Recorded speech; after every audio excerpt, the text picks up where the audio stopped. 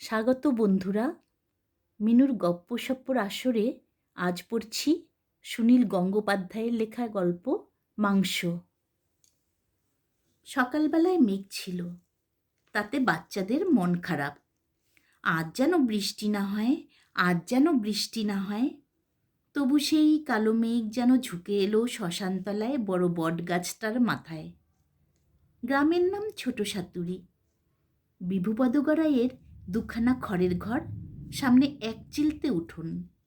সেই উঠোনে দাঁড়িয়ে তিনটে ছেলে মেয়ে, তারা আকাশের দিকে তাকিয়ে মেঘ তাড়াতে চাইছে। লেবু পাতা করম চা, দূরের বৃষ্টি দূরে যা। লেবু পাতা করম চা, দূরের বৃষ্টি দূরে যা। মেঘ সেই শিশুদের কথা শোনে। তবে এত কাছে এসে কিছুটা বর্ষণ না হলে মেঘেরও তো মান থাকে না। প্রথমে ছিল গুমোট, হঠাৎ হাওয়া উঠল সনসনিয়ে। বড় বড় ডালপালা উথাল পাতাল। তারপর গুরুগুরু গর্জন, বলল আসছি। এলো একেবারে বড় বড় ফোঁটায় ঝমঝমিয়ে। বড় জোর মিনিট 10। আবার আকাশ একেবারে ফর্সা। ঝলমলিয়ে দেখা দিল সূর্য, ঠিক যেন হাসছে। হাসবেই তো, মাত্র মাস 2 আগেই ছিল বৃষ্টির জন্য কত হাহাকার, কত প্রার্থনা, কত ব্যাঙ মেরে উল্টে দেওয়া। আর এর মধ্যেই আবার বলে কি না বৃষ্টি চাই না। মানুষ বড় বিচিত্র। অমিক আবার ফিরে আসবে। এখন শুধু এই বাচ্চাদের আবেদনে সরে গেল কিছুটা দূরে। আজ ওরা বেড়াতে যাবে। রাস্তাঘাট এমনিই ঠিক থেকে কাদা। বৃষ্টি চলতেই এখন বেরোবার প্রশ্নই ছিল না। বাচ্চারা আর ধৈর্য ধরতে পারছে না। বিভুপদ দাঁড়িয়ে আছে বাইরে।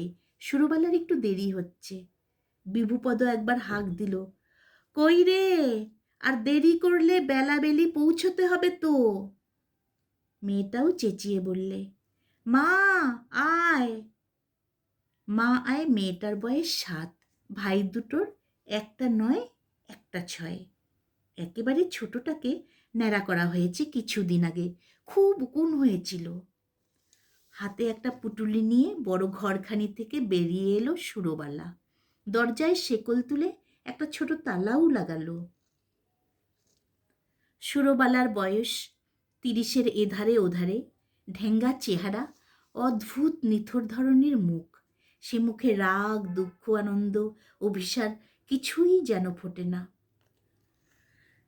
চাবিটা বিভুপদকে দিয়ে সে বলল, তাহলে চলা করো। একটু আগে পত্নীকে সে তাড়া দিচ্ছিল। এবার সে চাবিটা হাতে নিয়ে একটুক্ষণ চুপ করে দাঁড়িয়ে থেকে জিজ্ঞেস করলে, সত্যি যাবি? সুরবালা বলল, হ্যাঁ, যাব ঠিক করেছি। বিভু আবার জিজ্ঞেস করল, ছেলে মেয়েদের নিয়ে যাওয়া? সুরবালা বলল, হ্যাঁ, চলুক ওরা। তিনটি বাচ্চাই একসঙ্গে চেঁচিয়ে উঠল, আমরা যাব, আমরা যাব। ঠিক পাশাপাশি আর কোনো ঘরবাড়ি নেই। গ্রামের প্রান্ত সীমায় খালপাড়ের জমিতে ছড়ানো ছিটানো কয়েক ঘর বসতি। সোজা রাস্তাটা শ্মশানতলার দিকে। ছেলে মেয়ে তিনটে দিনের বেলাতেও এখান দিয়ে যেতে ভয় পায়। মানুষের হাড় গোড় এদিক সেদিক পড়ে থাকে। কাঠ কেনার পয়সার অভাবে যারা পুরো লাশ পোড়াতে পারে না, তারা শুধু মুখে আগুন দিয়ে ফেলে রেখে যায়। তারপর তাই নিয়ে ভোজ হয় শেয়াল শকুনের। আজ বাবা মায়ের সঙ্গে যাচ্ছে। আজ আবার ভয় কি? বাবা মা আর 3 সন্তান, এই পুরো পরিবার এর আগে কোনো দিন একসঙ্গে কোথাও বেড়াতে যায়নি। বাবার সঙ্গে 2-1 বার হাটে গেছে বটে, তাও মেয়েটা বাদ। মাও যায় না। বটতলায় কোথা থেকে এক সাধু এসে ত্রিশূল গেড়ে বসেছে। সবাই সেখানে দাঁড়ালো। সুরবালা এগিয়ে গিয়ে হাঁটু গেড়ে বসে প্রণাম জানালো সাধু বাবাকে। তিনি হাত তুলে বিড়বিড় করে কিছু একটা আশীর্বাদ শোনালেন, কিন্তু প্রণামী দেবার মতন কিছু নেই সুরবালার সঙ্গে। সে ফিরে আসার পর মেয়েটা জিজ্ঞাসা করল, মা, সন্ন্যাসী ঠাকুররা গায়ে ছাই মাখে কেন? সুরবালা তাকালো তার স্বামীর দিকে। এইসব প্রশ্নের উত্তর পুরুষদের দিতে হয়। বিভু বলল, সন্ন্যাসী ঠাকুররা সবাই শিব ঠাকুরের চেলা। শিব ঠাকুর বলে দিয়েছেন, গায়ে ছাই না মাখলে আমার চেলা হতে পারবি না। ছোট ছেলেটা জিজ্ঞাসা করল, বাবা, ঠাকুরের মাথায় সাপ থাকে কেন?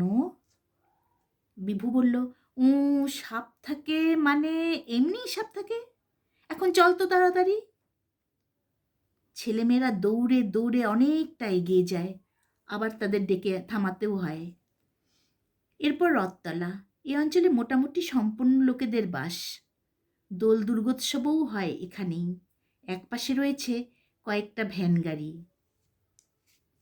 অনেকটা দূরের পথ, হেঁটে যাওয়া যেতে পারে বটে, তাতে ফিরতে ফিরতে ঢের রাত হয়ে যাবে। তাছাড়া বিকেলের আগেই গন্তব্যস্থানে পৌঁছবার কথা।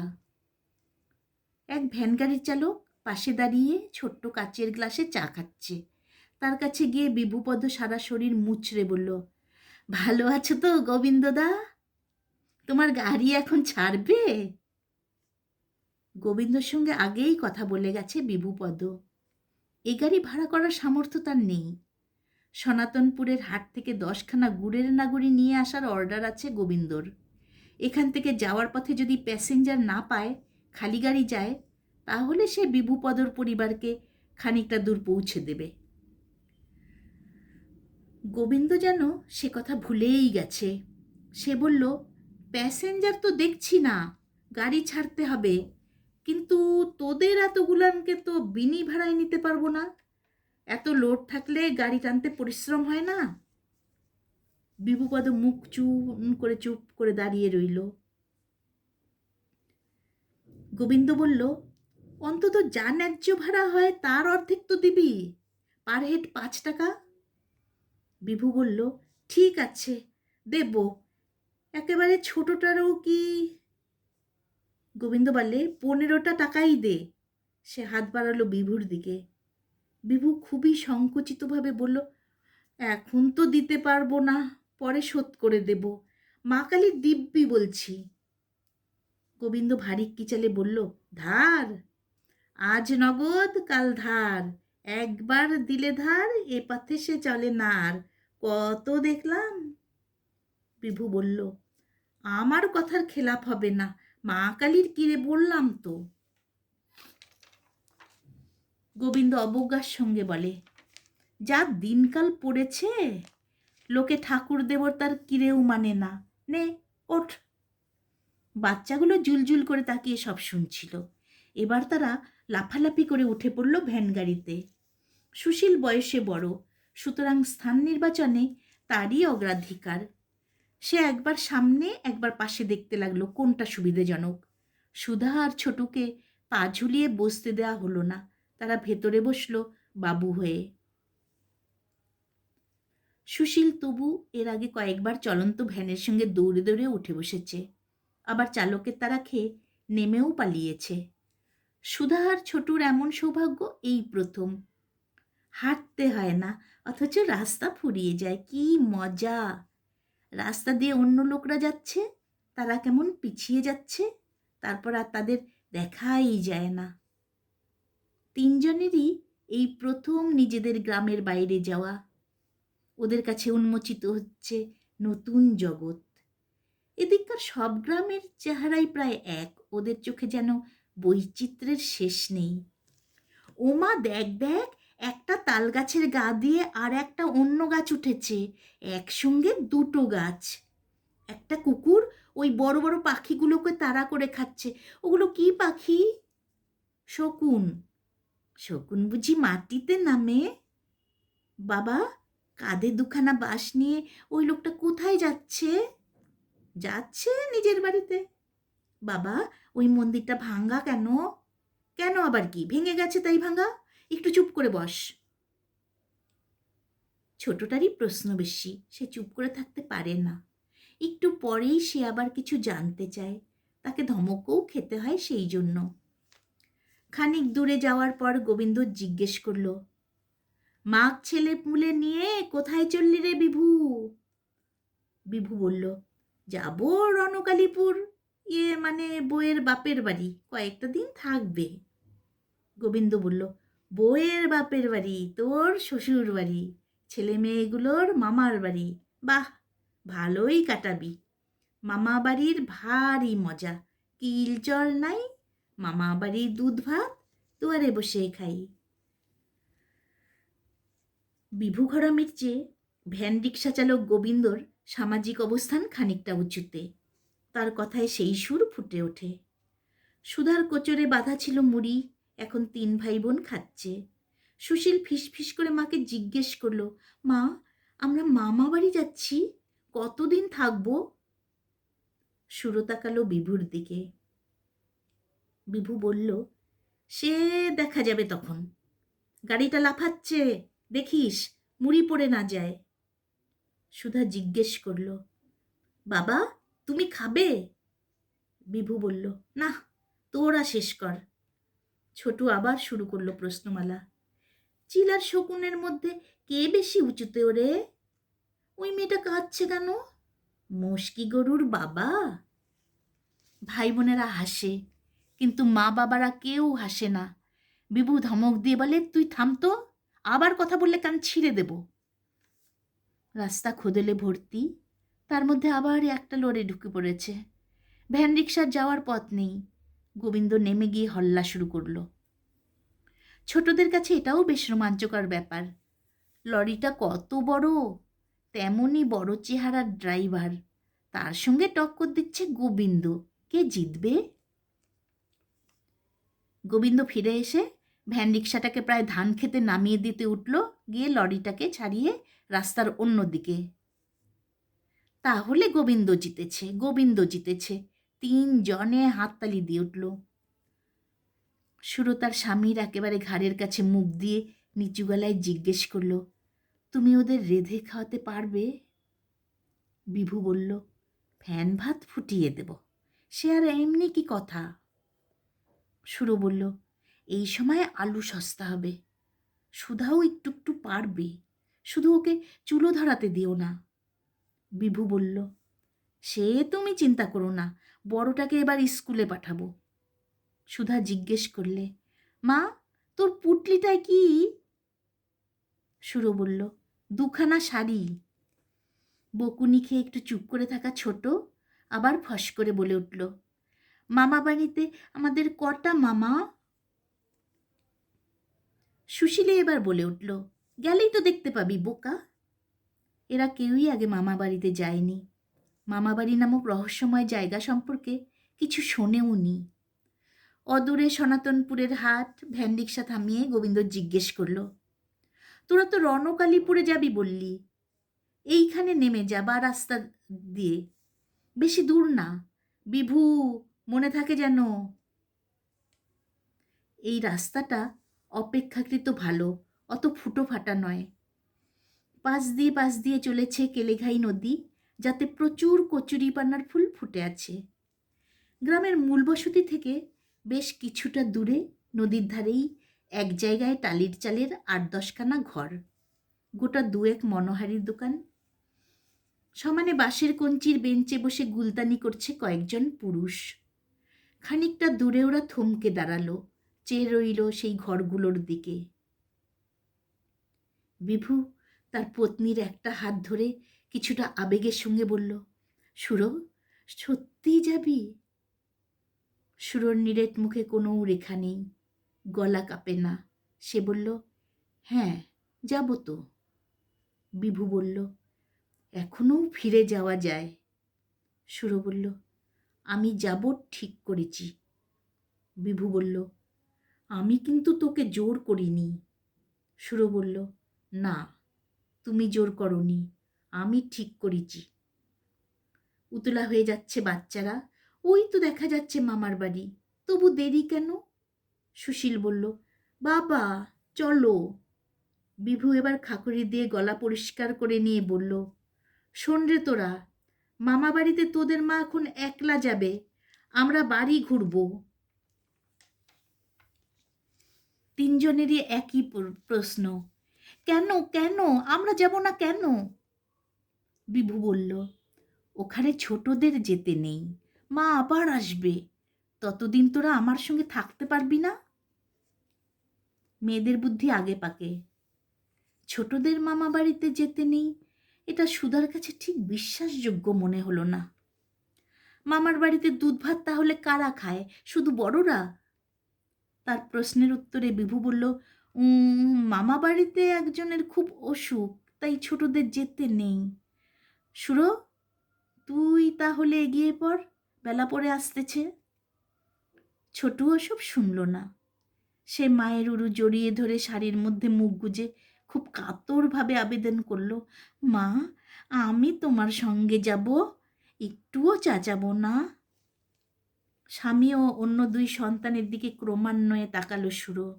তারপর ছোটুকে আস্তে আস্তে ছাড়িয়ে নিয়ে সে বলল, তোকে পরে নিয়ে যাবে ছোটু, আজ বাড়িতে যা, বাড়িতে লক্ষ্মী হয়ে থাকবি। সুধাকে বলল, ভাইকে ধর, তুই ছোটুকে সামলে রাখবি। নিচু হয়ে সে স্বামীর পা ছুঁয়ে প্রণাম করল। তিনটি সন্তানকে জড়িয়ে ধরল একসঙ্গে দুহাত দিয়ে ঘিরে। আর কোনো কথা নেই। তারপরই হঠাৎ ওদের ছেড়ে দিয়ে সে হন হন করে এগিয়ে গেল ঘরগুলোর দিকে। একটু পরে থেমে মুখ ঘুরিয়ে বলল, তোমরা এখনই যেও না, একটু থাকো। গুলতানি করা লোকগুলোর পাশ দিয়ে যেতেই একজন আঙ্গুল দিয়ে দেখিয়ে বলল, এই পাশ দিয়ে যাও, দেখবে একটা বড় ঘরের দাওয়া। গলিতে প্যাচ প্যাচে কাদা। ঘরগুলোর পাশ দিয়ে যেতে শুরু দেখল সব জানলা দিয়ে উঁকি মারছে নানান বয়সের মেয়েরা। এক জায়গায় গলিটা 3 ভাগ হয়ে গেছে। কোন দিকে যাবে বুঝতে না পেরে শুরু দাঁড়িয়ে পড়তেই একজন কেউ বলল, ওই তো ডান দিকে গো, রণকালীপুরের রণচন্ডীকে দেখতে পাচ্ছ নি? বড় দাওয়ায় একটা পানের বাটা নিয়ে পা ছাড়িয়ে বসে আছে বিশাল বপু রমণী। তার পাশে একজন একেবারে শালিকের মতন রোগা মেয়ে। শালিকটি বলল, ও মাসি, এরই তো আজ আসবার কথা ছিল না? মুখ ভর্তি পানের পিক, রসস্ত গলায় সেই মাসি বলল, এসো গো, এসো বাছা, বসো। সর্বাঙ্গে কয়েকবার দৃষ্টি বুলিয়ে নরম গলায় মাসি বলল, কপাল পুড়েছে, এও না বেদবা। সুরের উত্তর না শুনেই সে আবার বলল, সিঁদুর রয়েছে তো, আগে দেখিনি। আমি কি চোখের মাথা খেয়েছি? তা সে লোকটি বুঝি ভেগে পড়েছে? সুরো বলল, না, বাড়িতেই থাকে। মাসি বলল, বুঝিছি, মাজা ভাঙ্গা, রোজগার করে খাওয়াতে পারে না, খাওয়ার মুখ আর কটা? সুরো বলল, আমার 3টে ছেলে মেয়ে। চোখ কপালে তুলে মাসি বলল, অ্যাঁ, বলিস কি, 3টে? আবার সুরোর সর্বাঙ্গে চোখ বুলিয়ে মাসি বলল, মেয়ের বয়স কত? সুরো বলল, 6-7 হবে। মাসি দীর্ঘশ্বাস ফেলে বলল, আহারে, তার তো বিয়ের বয়স হতে ঢের দেরি, অতদিন পালতে হবে। গর্ভে ছেলে মেয়েদের ধরি, তারা আমাদের খেতে আসে, এটা দাও সেটা দাও, তারপর ডানা গজালেই ফুরুত করে উড়ে যায়। আমারও তো 2 ছেলে ছিল, আজ কোথায় তারা? মায়ের খোঁজ রাখে? শালিক মেয়েটি বলল, আমার ছেলেটাও। নিজে 1 খিলি পান মুখে পুরে 1 খিলি সুরোর দিকে এগিয়ে দিয়ে বলল, নে খা, কি করবি বল, সবই নিয়তি। বাবা মা খরচা করে বিয়ে দেয়, তারপরেও স্বামী যদি দুবেলা দুটো ভাত দিতে না পারে, তার উপর ছেলে পুলের সব সময় খাই খাই। তা সে লোকটা জোর করে তোকে এখানে পাঠালো? সুরো বলল, না, আমি নিজেই এসেছি। মাসি বলল, বেশ করেছিস, বাঁচাতে হবে তো। কথায় বলে, আপনি বাঁচলে বাপের নাম। এমনি এমনি ফৌত হয়ে গেলে কেউ চোখের জল ফেলতেও আসবে না কো। সে লোকটা যদি কখনো এদিক পানে আসে, তাকে জোড়া পায়ে নাতি মারবি, আমার লোকও তাকে ধোলাই দিয়ে ভাগাবে। সুরো বলল, তার কাশির অসুখ। মাসি মস্ত একটা হাত নেড়ে বলল, থাক থাক, ওসব কথা ঢের শুনেছি, আর শুনতে ইচ্ছে করে না। পুটুলিটাই কি? শাড়ি দুটো দেখে মুখ ভেটকে মাসি বলল, ও চলবিনি, কাজের সময় একখানা অন্তত জরিপার শাড়ি লাগবে। এখানেই দোকান আছে, আজ কিনতে পারবি? সুরো দুদিকে মাথা নাড়ল। মাসি তাতে বিরক্ত না হয়ে বলল, ঠিক আছে ঠিক আছে, আমার কাছে পুরনো আছে দু একখানা, তা দিয়ে কটা দিন কাজ চলে যাবে। এখানে বাপু খাওয়ার ব্যবস্থা যার যার নিজের, আমার কোনো দায়া নেই। এই শেফালি তোকে বুঝিয়ে দেবে। তবে আজই তোকে ঘর দিতে পারবো না, থাকবি মোক্ষদার সঙ্গে। মোক্ষদার উদুরি হয়েছে, কোনো খাওয়ার দ্রব্যই সহ্য হয় না। তার দরুন মেজাজ খিটখিটে, হার মাসে একটু রস নেই। খদ্দেরদের সঙ্গেও মেজাজ দেখায়। 3-4 জন নালিশ করেছে আমার কাছে। বোঝো ঠেলা, ঠিক মতন যত্নাত্তি করবে না, তার উপর খ্যাটখ্যাট করবে। ছ্যা ছ্যা ছ্যা, খদ্দেরদেরই নাকি দোষ। খদ্দের হলো লক্ষ্মী, তাদের কোনো দোষ ধরতে আছে? মোক্ষদা আড়াল থেকে যদি শোনে তো শোনুক, তাকে আমি একবার তাড়াবো। 2-3 দিনের মধ্যেই তাড়াবো। দুষ্টু গরুর চেয়ে শূন্য গোয়াল অনেক ভালো। সে যদি তোর উপরে চোপা করে, তুই কি ছুটি বলবি না, মুখ বুজে থাকবি। যা বিহিত করার আমি করব। যা এখন শেফালির সঙ্গে যা, ও ঘর দেখিয়ে দেবে। সুরো তবু বসে রইল মাসির মুখের দিকে চেয়ে। মাসি বলল, কি হলো, ওঠ, হাই ভাঙ্গার সময় হলো, এবার খদ্দেররা আসবে। মাটির দিকে মুখ নিচু করে সুরো বলল, আমায় 200 টাকা দেবেন? এবার মাসির মুখের ভাব বদলে গেল একেবারে। মেঝেতা ভরা মুখে যেন আগুনের আঁচ। কড়া গলায় সে বলল, টাকা? কিসের টাকা? আমি বাপু তোমার পায়ে ধরে সেধে আনিনি, নিজে এসেছ। কাজ কাম করতে চাও তো করো, আমার এখানে ফেলো করি মাখো তেল। রোজগার করবে, খাবে। এখনো যার রোজগার শুরুই হলো না, সে টাকা চায় কোন মুখে? সুরো বলল, আমার আজই টাকার খুব দরকার। মুখ ঝামটা দিয়ে মাসি বলল, টাকার কার না দরকার বল না, বিশ্ব সংসার কে না টাকার জন্য যাচ্ছে। আমি কি এখানে দান ছত্তর খুলে বসেছি? তোমার বাপু এখানে যদি না পোষায়, তুমি চলে যেতে পারো, আমি কারুকে ধরে রাখি না। সুরো বলল, ছেলে মেয়েগুলো বাইরে দাঁড়িয়ে আছে, ওদের হাতে কিছু দিতে না পারলে কাল ওদের কিছু খাওয়া হবে না। আরও কিছু ধমক দিতে গিয়ে থমকে গেল মাসি।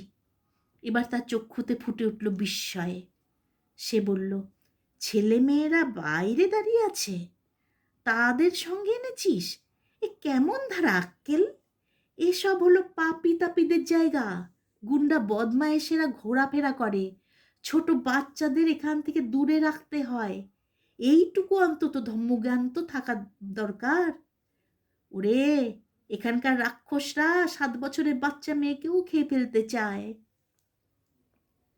সুরো আবার বলল, দয়া করো, কিছু টাকা না পেলে। মাসি বলল, দয়া? দয়া টয়া করলে কারবার চলে না। ওরে শেফালি, আমাকে একটু ধর তো। শেফালি এক হাত ধরে টেনে তুলল মাসিকে। তারপর মাসি নিচেই থপথপিয়ে চলে গেল ঘরের মধ্যে। মুখ নিচু করে বসে রইল সুরো। তার স্বামী তাকে জোর করে পাঠায়নি, সে নিজের ইচ্ছেতেই এসেছে, এটা ঠিক কথা। বিভুর কাশরোগ, তার শরীর দুর্বল হয়ে গেছে, মাঝে মাঝে গলা দিয়ে রক্তের ছিটে বেরোয়। সরকারি হাসপাতালের ওষুধ খেয়ে সারে না, তারা পুষ্টিকর খাদ্য খেতে বলে। শরীর দুর্বল, তাই ঘরামির কাজ আর ভালো পারে না বিভু। ইদানিং কাজ তেমন জোটেও না, তাকে ডাকে না কেউ। ইট সিমেন্টের কাজও শেখেনি বিভু। দিনের পর দিন বাড়িতে বসে থাকলে স্ত্রী সন্তানরা খাবে কি? সুরো নিজে উপার্জনের চেষ্টা করেছে। মুড়ি ভাজা, লোকের বাড়িতে বাসন মাজা, ঘর পরিষ্কার করা, তার জন্য বাবুদের পাড়ায় যেতে হয়। তারা কেউ ঠিকা লোক চায় না। বাড়িতে থেকে সব রকম কাজকর্ম করবে, বাচ্চাদের গুমুত পরিষ্কার থেকে রান্না বান্না, তবে তো। তাও খোরাকির সঙ্গে মাত্র কয়েকটা টাকা, তাতে কি পোষায়? দিনের পর দিন এমন চলেছে। নিজেরা তবু না খেয়ে আধ পেটটা খেয়ে চালিয়ে দিতে পারে, কিন্তু ছেলে মেয়ে 3টে, ওদের খিদের কান্না সহ্য করা যায় না। ওদের এই পৃথিবীতে আনা হয়েছে, ওরা ইচ্ছে করে আসেনি, ওদের দোষ কি? ছেলেমেয়েরা ঘুমিয়ে পড়লে বিভু আর সুরো গালে হাত দিয়ে ভবিষ্যতের কথা ভেবে ভেবে কুল পায়নি। বাড়িতে ঘটি বাটি যা ছিল সব বিক্রি হয়ে গেছে। বিক্রি করার মতন আর কিছুই নেই, শুধু সুরোর গায়ের মাংস ছাড়া। এত অনাহারেও সুরোর শরীর একেবারে চিমসে হয়ে যায়নি। মা হয়ে সে সন্তানদের জন্য এইটুকু করতে পারবে না? 2 টাকা 5 টাকার নোট মিলিয়ে 100 টাকা আর একটা জরির পার বসানো ঝ্যালঝ্যালে শাড়ি নিয়ে ফিরে এলো মাসি। টাকা শুদ্ধ হাতটা বাড়িয়ে দিয়ে মাসি বলল, যা দিয়ে আয়। এর আগে আমি কাউকে আগাম দেইনি, এই শেফালিরা জানে। এগুলো দিয়ে এসে কাজে লেগে পড়, আর যেন কখনো সে মিনসে আর কাচ্চা বাচ্চারা এদিক পানে না আসে, এই বলে দিলাম। সুরো আবার বাইরে এসে দেখল একটা পাকুর গাছের তলায় ঠায় দাঁড়িয়ে আছে বিভু, তার হাত ধরে আছে সুধা। ছেলে দুটো মণিহারির দোকানের সামনে ঘুরঘুর করছে হ্যাংলার মতন। মাকে দেখে তারা দৌড়ে ফিরে এলো। টাকাগুলো বিভুর হাতে দিয়ে সুরো বলল, বেশি করে চাল কিনে নিও। বিভু বলল, এখানকার হাটে একটু সস্তা হবে। সুরো বলল, নতুন চালে ফেনা ভাত ভালো হয়, পেটও ভরে।